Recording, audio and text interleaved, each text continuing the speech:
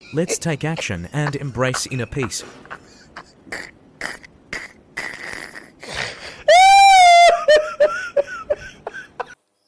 Wakati huu tena Dalicheka mwingine, so mwingine ni Dalicheka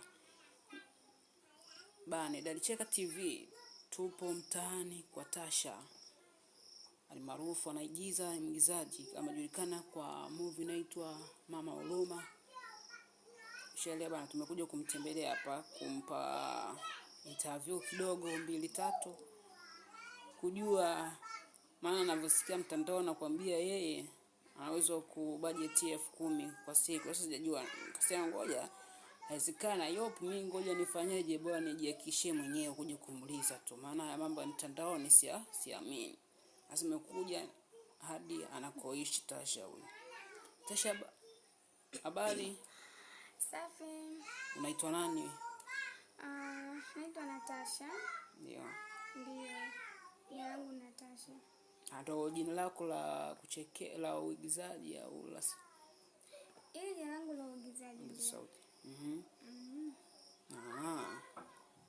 Sasa tunasikia tetesi kwamba wewe kwa siku unaweza kutumia shilingi ngapi?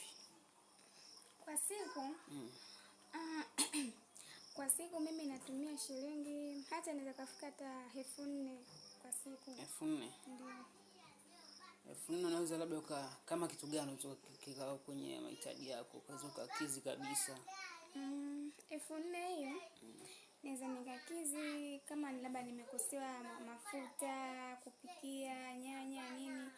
Naweza nikachukua dagaa, naweza nikachukua nyanya, naweza nikachukua mafuta, naweza nikachukua vitu vidogo vidogo, ndio hivyo tu. Kwa hiyo mimi sio mtu sana kuharibisha hela kwa kweli. Na usio. Ndio.